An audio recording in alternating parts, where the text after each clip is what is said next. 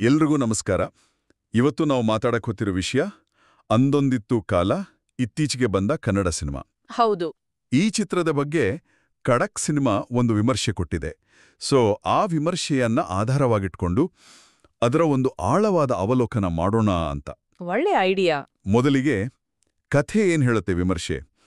ಒಬ್ಬ ಹುಡುಗ ಚಿಕ್ಕ ವಯಸ್ಸಲ್ಲೇ ಒಂದು ಸಿನಿಮಾ ನೋಡಿ ತಾನು ಡೈರೆಕ್ಟರ್ ಆಗ್ಬೇಕು ಅಂತ ಆಸೆ ಪಡ್ತಾನೆ.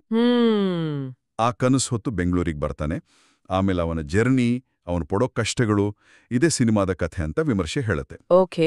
ಕೀರ್ತಿ ಕೃಷ್ಣಪ್ಪ ನಿರ್ದೇಶನ, ವಿನಯ್ ರಾಜ್ಕುಮಾರ್ ಮೇನ್ ರೋಲ್, ಜೊತೆಗೆ ಅದಿತಿ ಪ್ರಭುದೇವ, ನಿಶಾ ರವಿಕೃಷ್ಣನ್, ಜಗ್ಗಪ್ಪ ಇದ್ದಾರೆ.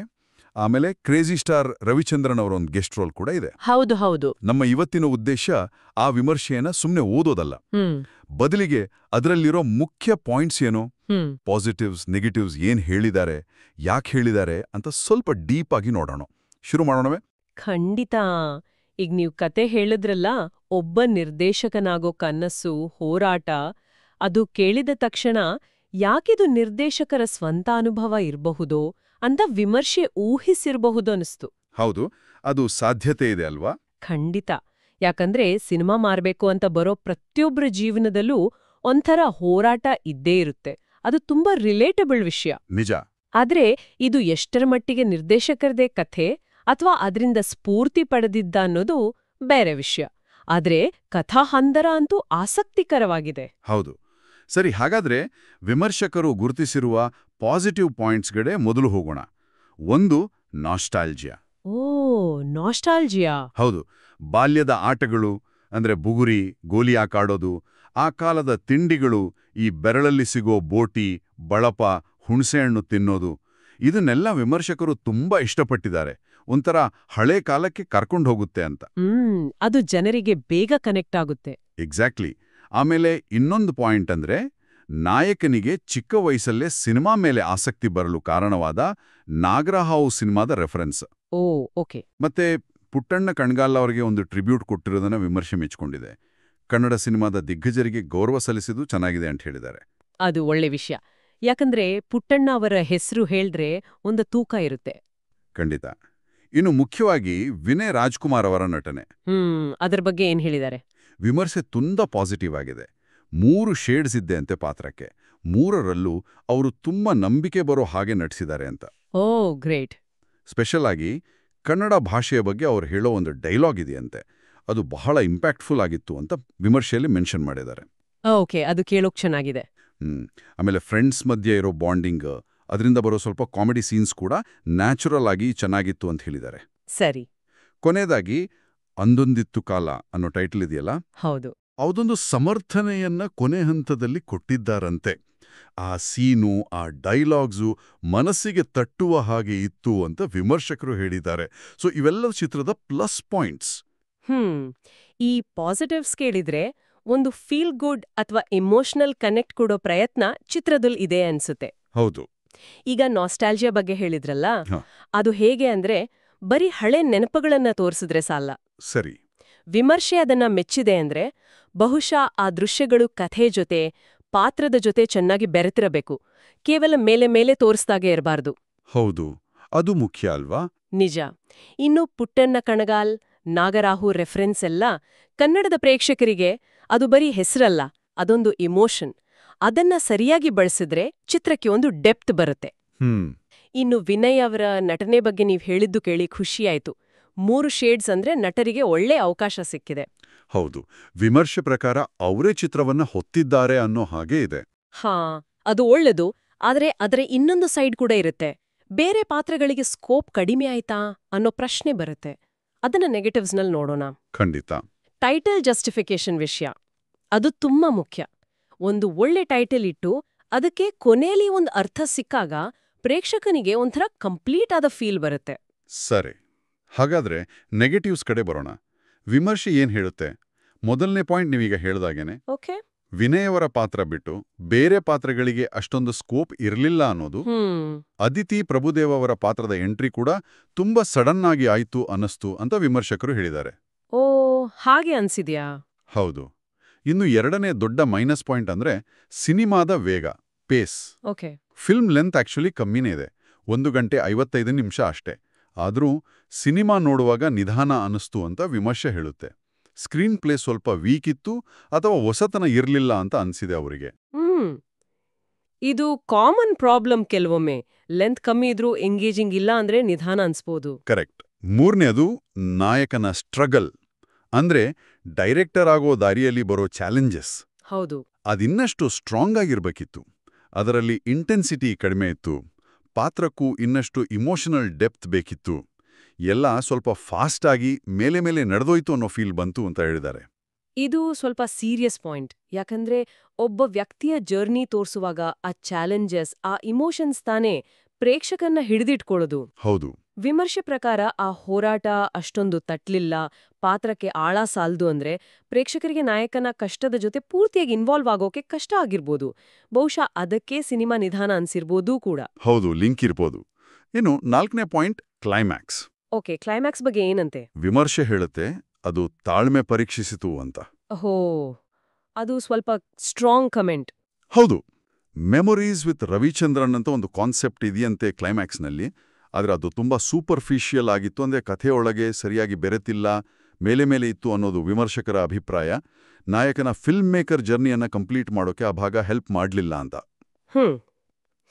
ಇದು ಹೇಗೆ ಅಂದ್ರೆ, ಒಂದು ಒಳ್ಳೆ ಐಡಿಯಾ ಇರ್ಬೋದು ರವಿಚಂದ್ರನ್ ಅವರನ್ನ ಬಳಸ್ಕೊಳ್ಳೋದು. ಆದ್ರೆ ಅದು ಕಥೆಯ ಮುಖ್ಯ ಎಳೆಗೆ, ನಾಯಕನ ಆಂತರಿಕ ಪಯಣಕ್ಕೆ ಸರಿಯಾಗಿ ಕನೆಕ್ಟ್ ಆಗದೆ ಹೋದ್ರೆ ಅದು ಬರೀ ಒಂದು ಗಿಮಿಕ್ ತರ ಅನ್ಸ್ಬಿಡುತ್ತೆ. ಹೌದು. ವಿಮರ್ಶೆ ಸೂಪರ್ಫಿಷಿಯಲ್ ಅಂದಿರೋದ್ರಿಂದ ಬಹುಶಃ ಆ ಭಾಗವನ್ನ ಕಥೆಯೊಳಗೆ ಇನ್ನೂ ಚೆನ್ನಾಗಿ ಇಂಟಿಗ್ರೇಟ್ ಮಾಡಬಹುದಿತ್ತು ಅಂತ ಅನಿಸ್ತೆ. ಸರಿ. ಕೊನೆಯದಾಗಿ ಪಾತ್ರಗಳ ಡೆಪ್ತ್ ಬಗ್ಗೆ ಮಾತಾಡಿದ್ದಾರೆ. ಹೆಚ್ಚಿನ ಪಾತ್ರಗಳಿಗೆ ಆಳ ಇರಲಿಲ್ಲ ಅಂತ ಒಂದು ಉದಾಹರಣೆ ಕೊಟ್ಟಿದ್ದಾರೆ. ಕ್ಲೈಮ್ಯಾಕ್ಸ್ನಲ್ಲಿ ತಾಯಿ ಮಗನ ನಡುವೆ ಒಂದು ಎಮೋಷನಲ್ ಸೀನ್ ಇದೆಯಂತೆ, ಅದು ಚೆನ್ನಾಗಿದೆ. ಓಕೆ. ಆದರೆ ಆ ಸೀನ್ ಅಷ್ಟು ಪವರ್ಫುಲ್ ಆಗಿ ವರ್ಕ್ ಆಗಬೇಕಂದ್ರೆ ಅದಕ್ಕೂ ಮುಂಚೆ ಅವರಿಬ್ಬರ ಸಂಬಂಧವನ್ನ, ಅವರ ಮಾತುಕತೆಯನ್ನ ಇನ್ನಷ್ಟು ತೋರಿಸ್ಬೇಕಿತ್ತು. ಆ ಬಿಲ್ಡಪ್ ಇಲ್ಲದ ಕಾರಣ ಕ್ಲೈಮ್ಯಾಕ್ಸ್ ಸೀನ್ ಫುಲ್ ಇಂಪ್ಯಾಕ್ಟ್ ಸಿಗಲಿಲ್ಲ ಅನ್ನೋದು ವಿಮರ್ಶಕರ ಅನಿಸಿಕೆ. ಇದು ತುಂಬಾ valid point. Emotional scenes work ಆಗೋಕೆ ಅಡಿಪಾಯ ಬೇಕು. ಖಂಡಿತ. ಪಾತ್ರಗಳ ಸಂಬಂಧವನ್ನ ಮೊದಲಿಂದ ನಿಧಾನವಾಗಿ ನಂಬಿಕೆ ಬರೋ ಹಾಗೆ ಕಟ್ಟಿದ್ರೆ ಮಾತ್ರ ಕೊನೆಯಲ್ಲಿ ಬರೋ ಆ ಭಾವನಾತ್ಮಕ ಕ್ಷಣಗಳು ಮನ್ಸಿಗೆ ತಟ್ಟೋದು. ಇಲ್ಲಿ ಆ ಬಿಲ್ಡಪ್ ಮಿಸ್ ಆಗಿದೆ ಅಂತ ವಿಮರ್ಶೆ ಹೇಳ್ತಿದೆ. ಹೌದು. ಇದನ್ನ ಸ್ವಲ್ಪ ದೊಡ್ಡದಾಗಿ ನೋಡಿದ್ರೆ ಚಿತ್ರಕಥೆಯಲ್ಲಿ ಪಾತ್ರಗಳನ್ನ ಸ್ಥಾಪಿಸುವುದು, ಅವುಗಳ ನಡುವಿನ ಸಂಬಂಧಗಳನ್ನ ಬೆಳೆಸುವುದು, ಸಂಘರ್ಷವನ್ನ ತೀವ್ರಗೊಳಿಸುವುದು, ಈ ಎಲ್ಲ ಕಡೆ ಸ್ವಲ್ಪ ಗಮನ ಕಡಿಮೆ ಆಯ್ತಾ ಅನ್ನೋ ಪ್ರಶ್ನೆ ಬರುತ್ತೆ. ಹಾಗಾದ್ರೆ ಈ ಟೀಕೆಗಳೆಲ್ಲ ನೋಡಿದ್ರೆ ಚಿತ್ರಕಥೆ ಹಂತದಲ್ಲೇ ಸ್ವಲ್ಪ ಸಮಸ್ಯೆಗಳಿದ್ವು ಅಂತ ವಿಮರ್ಶೆ ಸೂಚಿಸ್ತಿರುವ ಹಾಗೆ ಇದೆ. ಬಹುಶಃ ಒಂದು ವೈಯಕ್ತಿಕ ಜರ್ನಿಯನ್ನ ಸಿನಿಮಾವಾಗಿ ಹೇಳುವಾಗ ಬರೋ ಚಾಲೆಂಜ್ ಇದು. ನಿಜ. ಆದ್ರೆ ಈ ನೆಗೆಟಿವ್ಸ್ ಮಧ್ಯೆಯೂ ಕೆಲವು ಟೆಕ್ನಿಕಲ್ ವಿಷಯಗಳನ್ನ ವಿಮರ್ಶೆ ಹೊಗಳಿದೆ. ಮುಖ್ಯವಾಗಿ ಮ್ಯೂಸಿಕ್. ಸಂಗೀತ ಹೇಗಿದೆ ಅಂತೆ? ರಾಘವೇಂದ್ರ ರವಿ ಅವರ ಸಂಗೀತ, ಬ್ಯಾಕ್ಗ್ರೌಂಡ್ ಸ್ಕೋರ್ ಎಲ್ಲ ಚೆನ್ನಾಗಿದೆ ಅಂತ ಹೇಳಿದ್ದಾರೆ. ಗುಡ್. ಸ್ಪೆಷಲ್ ಆಗಿ ಮುಂಗಾರು ಮಳೆಯಲ್ಲಿ ಹಾಡು. ಅದು ಕೇಳಿದ್ದೀನಿ, ಹಿಟ್ ಆಗಿದೆ ಅಲ್ವಾ? ಹೌದೌದು. ವಿಮರ್ಶೆಯಲ್ಲೇ ಬರೆದಿದ್ದಾರೆ, ಥಿಯೇಟರ್ನಲ್ಲಿ ತುಂಬಾ ಜನ ಅದನ್ನು ಗುನುಗುತ್ತಿದ್ರು ಅಂತ. ಅಂದ್ರೆ ಅದು ಜನರಿಗೆ ರೀಚ್ ಆಗಿದೆ. ಬೇರೆ ಹಾಡುಗಳು, ಲಿರಿಕ್ಸ್ ಕೂಡ ಚೆನ್ನಾಗಿದೆ ಅಂತೆ. ಖಂಡಿತ. ಒಂದು ಹಿಟ್ ಹಾಡಿದ್ರೆ ಅದು ಸಿನಿಮಾಗೆ ದೊಡ್ಡ ಬಲ. ಹೌದು. ಕೆಲವೊಮ್ಮೆ ಕಥೆಯಲ್ಲಿ ಏನೇ ಲೋಪಗಳಿದ್ರೂ ಒಳ್ಳೆ ಮ್ಯೂಸಿಕ್ ಅದನ್ನ ಸ್ವಲ್ಪ ಮಟ್ಟಿಗೆ ಬ್ಯಾಲೆನ್ಸ್ ಮಾಡುತ್ತೆ, ಅಥವಾ ಕನಿಷ್ಠ ಒಂದು ಒಳ್ಳೆ ಅನುಭವವನ್ನ ಕೊಡುತ್ತೆ. ಜನರು ಆ ಹಾಡಿಗಾದ್ರೂ ಸಿನಿಮಾಗೆ ಹೋಗ್ತಾರೆ. ನಿಜ. ಸಂಗೀತದ ಜೊತೆಗೆ ಕ್ಯಾಮರಾ ವರ್ಕ್ ಬಗ್ಗೆನೂ ಪಾಸಿಟಿವ್ ಆಗಿ ಹೇಳಿದ್ದಾರೆ. ಅಭಿಷೇಕ್ ಜಿ ಕಾಸರಗೋಡು ಅವರ ಛಾಯಾಗ್ರಹಣ ಡೀಸೆಂಟ್ ಆಗಿದೆ. ಅಂದ್ರೆ ಸಿನಿಮಾಗೆ ತಕ್ಕಂತೆ ಸಹಜವಾಗಿದೆ ಅಂತ. ಪ್ರೊಡಕ್ಷನ್ ಡಿಸೈನ್ ಕೂಡ ರಿಯಲಿಸ್ಟಿಕ್ ಆಗಿ ಮಾಡೋಕ್ ಪ್ರಯತ್ನ ಪಟ್ಟಿದ್ದಾರೆ ಅನ್ನೋ ಮೆಚ್ಚುಗೆ ಇದೆ. ಓಕೆ. ಟೆಕ್ನಿಕಲ್ ಸೈಡ್ ಸ್ಟ್ರಾಂಗ್ ಇದ್ದಾಗಿದೆ. ಹೌದು. ನೋಡಿ, ಛಾಯಾಗ್ರಹಣ, ಪ್ರೊಡಕ್ಷನ್ ಡಿಸೈನ್ ಎಲ್ಲ ಕಥೆಗೆ ಪೂರಕವಾಗಿ ನೈಜವಾಗಿದ್ರೆ ಅದು ಪ್ರೇಕ್ಷಕರನ್ನ ಆ ಕಥೆಯ ಪ್ರಪಂಚಕ್ಕೆ ಸೆಳೆಯಲು ಸಹಾಯ ಮಾಡುತ್ತೆ. ಅದು ತುಂಬಾ ಮುಖ್ಯ. ಸರಿ. ಹಾಗಾದ್ರೆ ಈಗ ಎಲ್ಲಾ ಪಾಯಿಂಟ್ಸ್ ನೋಡಿದ್ವಿ. ಪಾಸಿಟಿವ್ಸ್, ನೆಗೆಟಿವ್ಸ್, ಟೆಕ್ನಿಕಲ್ ಮೆಚ್ಚುಗೆ, ಇದನ್ನೆಲ್ಲ ಸೇರಿಸಿ ಖಡಕ್ ಸಿನಿಮಾ ವಿಮರ್ಶೆಯ ಫೈನಲ್ ವರ್ಡಿಕ್ಟ್ ಏನು? ಒಟ್ಟಾರೆ ಅಭಿಪ್ರಾಯ. ಒಟ್ಟಾರೆಯಾಗಿ ವಿಮರ್ಶೆ ಹೇಳೋದು ಹೀಗೆ: ಅಂದೊಂದಿತ್ತು ಕಾಲ ಒಂದು ಫಿಲ್ಮ್ ಮೇಕರ್ ಆಗ್ಬೇಕು ಅಂತ ಹೊರಟ ಹುಡುಗನ ಜರ್ನಿ, ಅವನ ಕನಸು, ಹಠ, ನೋವು, ಹತಾಶೆಗಳನ್ನ ಆದಷ್ಟು ಸಿಂಪಲ್ ಆಗಿ, ಪ್ರಾಮಾಣಿಕವಾಗಿ ಹೇಳೋಕೆ ಪ್ರಯತ್ನ ಪಟ್ಟಿದೆ. ಓಕೆ. ಇದರಲ್ಲಿ ನೊಸ್ಟಾಲ್ಜಿಯಾ ಇದೆ, ವಿನಯ್ ರಾಜ್ಕುಮಾರ್ ಅವರ ಒಳ್ಳೆ ನಟನೆ ಇದೆ, ತುಂಬಾ ಒಳ್ಳೆ ಸಂಗೀತ ಇದೆ, ಒಂದು ಹಿಟ್ ಹಾಡಿದೆ. ಹೌದು. ಆದ್ರೆ ಈ ಪ್ರಯತ್ನಕ್ಕೆ ನಿಧಾನಗತಿಯ ನಿರೂಪಣೆ ಸ್ವಲ್ಪ ಅಡ್ಡಿಯಾಗಿದೆ. ಸ್ಕ್ರೀನ್ ಪ್ಲೇ ಇನ್ನಷ್ಟು ಬಿಗಾಗಿರ್ಬೇಕಿತ್ತು, ಸಪೋರ್ಟಿಂಗ್ ಕ್ಯಾರೆಕ್ಟರ್ಸ್ಗೆ ಡೆಪ್ತ್ ಕಮ್ಮಿ, ಕ್ಲೈಮ್ಯಾಕ್ಸ್ ಕೂಡ ಅಷ್ಟೊಂದು ಪರಿಣಾಮಕಾರಿಯಾಗಿಲ್ಲ. ಅಂದ್ರೆ ಒಂದು ಮಿಕ್ಸ್ ರಿವ್ಯೂ ಇದ್ದಾಗೆ. ಹೌದು, ಖಂಡಿತ. ಸಿನಿಮಾ ತನ್ನ ಪೂರ್ಣ ಸಾಮರ್ಥ್ಯವನ್ನ ತಲುಪಿಲ್ಲ ಅನ್ನೋದು ವಿಮರ್ಶೆಯ ಅಭಿಪ್ರಾಯ. ಹಾಗಾದ್ರೆ ಯಾರಿಗೆ ಈ ಸಿನಿಮಾ ಇಷ್ಟ ಆಗ್ಬೋದು ಅಂತ ವಿಮರ್ಶೆ ಹೇಳುತ್ತೆ? ವಿಮರ್ಶೆ ಕೊನೆಯಲ್ಲಿ ಹೇಳೋ ಪ್ರಕಾರ, ಒಬ್ಬ ಫಿಲ್ಮ್ ಮೇಕರ್ನ ಜರ್ನಿ, ಅವನ ಹೋರಾಟಗಳ ಬಗ್ಗೆ ನೋಡೋಕೆ ಆಸಕ್ತಿ ಇರೋರಿಗೆ ಇದು ಸ್ವಲ್ಪ ಇಷ್ಟ ಆಗ್ಬಹುದು. ಆದ್ರೆ ಥಿಯೇಟರ್ಗೆ ಹೋಗುವಾಗ ಆ ಮುಂಗಾರು ಮಳೆಯಲ್ಲಿ ಹಾಡಿನಿಂದಾಗಿರೋ ದೊಡ್ಡ ನಿರೀಕ್ಷೆಗಳನ್ನ ಸ್ವಲ್ಪ ಕಡಿಮೆ ಇಟ್ಕೊಂಡು ನೋಡಿದ್ರೆ ಬೆಟರ್. ಹಾಗೆ ನೋಡಿದಾಗ ಇದೊಂದು ಸರಳ, ಪ್ರಾಮಾಣಿಕ ಪ್ರಯತ್ನ ಅಂತ ಅನಿಸ್ಬಹುದು. ಓಕೆ. ಎಲ್ಲರಿಗೂ ಇಷ್ಟ ಆಗುತ್ತೆ ಅಂತ ಹೇಳೋಕ್ಕಾಗಲ್ಲ, ಆದ್ರೆ ಒಂದು ನಿರ್ದಿಷ್ಟ ವರ್ಗಕ್ಕೆ ಕನೆಕ್ಟ್ ಆಗಬಹುದು. ಸರಿ.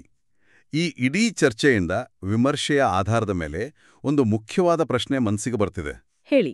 ಒಬ್ಬ ವ್ಯಕ್ತಿಯ, ಅದರಲ್ಲೂ ಒಬ್ಬ ಕಲಾವಿದನ ಪರ್ಸನಲ್ ಜರ್ನಿ, ಅವನು ಸ್ಟ್ರಗಲ್ಸ್ ಇದೆಯಲ್ಲ, ಅದನ್ನ ಸಿನಿಮಾ ಮಾಡುವಾಗ ಆ ಕತೆ ಕೇವಲ ಆ ವ್ಯಕ್ತಿಗೆ ಮಾತ್ರ ಸಂಬಂಧಿಸಿದ್ದಾಗದೆ ಎಲ್ಲರಿಗೂ ಕನೆಕ್ಟ್ ಆಗೋ ಹಾಗೆ ಯೂನಿವರ್ಸಲ್ ಆಗಿ ಹೇಳೋದು ಹೇಗೆ?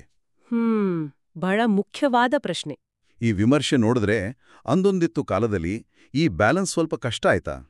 ವೈಯಕ್ತಿಕ ಕಥೆಗೂ ಸಾರ್ವತ್ರಿಕ ಸಿನಿಮಾ ನಿರೂಪಣೆಗೂ ಇರೋ ಗ್ಯಾಪ್ ಫಿಲ್ ಮಾಡೋದ್ರಲ್ಲಿ. ಹೌದು, ನೀವು ಕೇಳ್ತಿರೋದು ಸರಿಯಾಗಿದೆ. ಹಾಗಾದ್ರೆ ಆ ಮ್ಯಾಜಿಕ್ ಏನು? ಒಂದು ಪರ್ಸನಲ್ ಸ್ಟ್ರಗಲ್ನ ಕಥೆಯನ್ನ ಎಲ್ಲರನ್ನೂ ತಲುಪುವ ಒಂದು ಒಳ್ಳೆ ಸಿನಿಮಾ ಆಗಿ ಪರಿವರ್ತಿಸೋಕ್ಕೇನು ಬೇಕು? ನಿಜಕ್ಕೂ ಇದು ದೊಡ್ಡ ಪ್ರಶ್ನೆ. ಬಹುಶಃ ಅದಕ್ಕೆ ಸುಲಭದ ಉತ್ತರ ಇಲ್ಲ. ವೈಯಕ್ತಿಕ ಅನುಭವಕ್ಕೆ ಪ್ರಾಮಾಣಿಕವಾಗಿರೋದು, ಅದೇ ಸಮಯದಲ್ಲಿ ಅದನ್ನ ನಾಟಕೀಯವಾಗಿ ಎಲ್ಲರಿಗೂ ಆಸಕ್ತಿ ಬರೋ ಹಾಗೆ ಹೇಳೋದು, ಆ ಎರಡರ ನಡುವೆ ಒಂದು ಸರಿಯಾದ ಹದವನ್ನ ಕಂಡುಹಿಡಿಯೋದೇ ಬಹುಶಃ ಆ ಮ್ಯಾಜಿಕ್ ಇರ್ಬೇಕು. ಈ ವಿಮರ್ಶೆ ಪರೋಕ್ಷವಾದ್ರೂ ಆ ಸವಾಲುಗಳ ಬಗ್ಗೆ ಮತ್ತು ಯಶಸ್ಸಿಗೆ ಬೇಕಾದ ಅಂಶಗಳ ಬಗ್ಗೆ ನಮ್ಗೆ ಯೋಚನೆ ಮಾಡೋ ಹಾಗೆ ಮಾಡಿದೆ. ಇಂಥ ವಿಶ್ಲೇಷಣೆಗಳು ಕೇವಲ ಒಂದು ಸಿನಿಮಾದ ಬಗ್ಗೆ ಅಷ್ಟೇ ಅಲ್ಲ, ಒಟ್ಟಾರೆ ಸಿನಿಮಾ ಮಾಧ್ಯಮವನ್ನ ಅರ್ಥ ಮಾಡ್ಕೊಳ್ಳೋಕ್ಕೂ ಸಹಾಯ ಮಾಡ್ತವೆ. ಖಂಡಿತ. ನಿಮ್ಮ ವಿಶ್ಲೇಷಣೆಗೆ ಧನ್ಯವಾದಗಳು. ನಿಮ್ಗೂ ಧನ್ಯವಾದಗಳು.